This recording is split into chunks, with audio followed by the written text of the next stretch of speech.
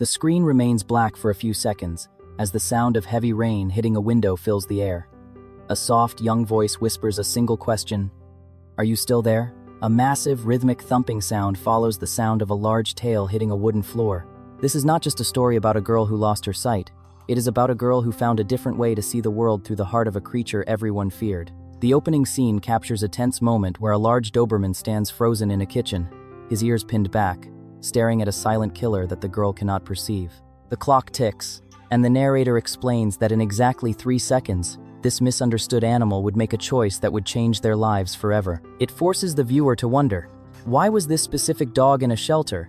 And how did a blind child sense a soul that seasoned trainers missed? The story introduces Maya, a 9-year-old girl who has lived in a world of echoes and textures for 3 years. Since the accident that took her vision, Maya has become a shadow of her former self, retreating into a silence that her parents struggle to break. She moves through her home with a cautious, practiced grace, her hands always reaching for a connection that isn't there. Her world is quiet, isolated, and filled with a lingering fear of the unknown. Parallel to her story is Duke, a 3-year-old Doberman pinscher waiting in the coldest corner of the city animal shelter. Duke is not the typical rescue dog. He is large, powerful, and carries the scars of a past that made him wary of human touch. The shelter staff keep their distance, labeling him as unpredictable and aggressive because he lunges at the bars whenever an adult approaches. He is a dog standing at the end of his chances, facing a future as dark as the kennel he sits in. The audience sees 2 souls, both trapped in different kinds of darkness, waiting for a language that only they can understand. Maya's parents, desperate to find a way to bring light back into her life, take her to the shelter after hearing that animals can sometimes reach children where humans cannot. As they walk down the long, loud corridor, Maya is overwhelmed by the chaos of barking and metal gates rattling. However, when she nears the very end of the hallway, the noise seems to fade. She stops in front of Duke's cage. Unlike the others, Duke does not bark. He stands perfectly still, his nose working the air, sensing the gentleness in the small girl standing before him. To the horror of the volunteers, Maya reaches out her hand and slips her fingers through the cold metal bars. Before anyone can react, the aggressive Doberman lowers his head and presses his muzzle firmly into her palm. In that silent moment, a bridge is built. Maya smiles for the first time in years and whispers, "I found you." The narrative pauses to explain why Duke was so guarded. Through a series of emotional flashbacks, we learn that Duke was once a devoted companion to an elderly veteran who lived alone. He had been trained not for aggression but for protection and service. When his owner passed away suddenly, Duke was left alone in an empty house for days before being discovered. The trauma of losing his only friend, followed by the rough handling of animal control, caused him to shut down. He wasn't mean, he was grieving and defensive. He saw every person as a threat to his peace, until Maya arrived. Maya's blindness meant she didn't look at him with the fear that other people did. She didn't see his sharp teeth or his intimidating size. She only felt his steady heartbeat and his warm breath.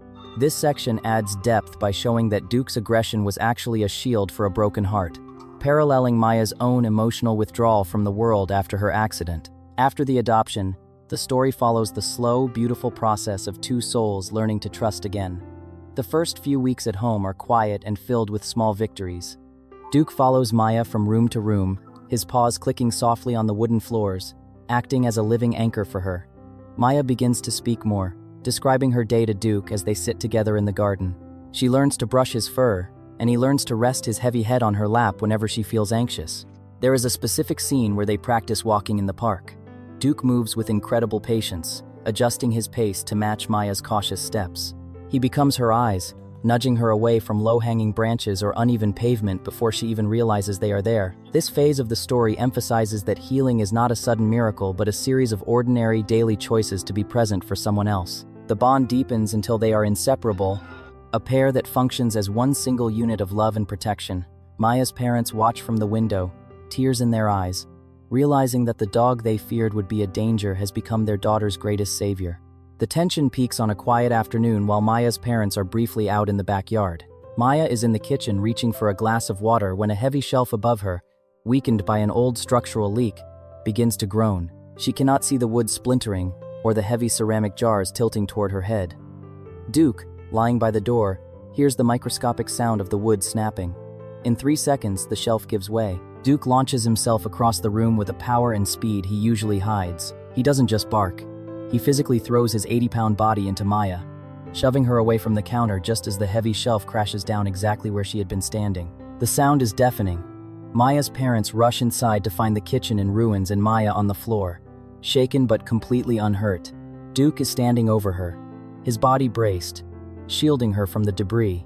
He has a small cut on his shoulder from a falling shard, but his eyes remain fixed on Maya, checking her for any signs of pain. It is the moment that proves his worth beyond any doubt. He didn't just save her life, he fulfilled the purpose he had been waiting for since he lost his first home. The raw emotion of Maya clinging to Duke's neck, sobbing with gratitude while he licks away her tears, serves as the ultimate peak of the story's heart. The final scene takes place months later. It is a bright morning, and Maya is seen walking confidently down the sidewalk, her hand resting lightly on Duke's sturdy harness. She no longer hesitates before every step. Duke walks with his head held high, his ears forward, the image of a proud and focused partner. They stop at a local park where other children are playing. In the past, Maya would have stayed on the sidelines, but now, with Duke by her side, she joins in the laughter.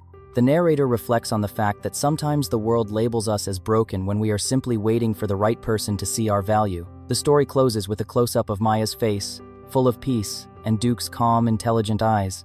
They didn't just survive together, they taught each other how to live. The darkness is gone, replaced by a bond that transcends sight.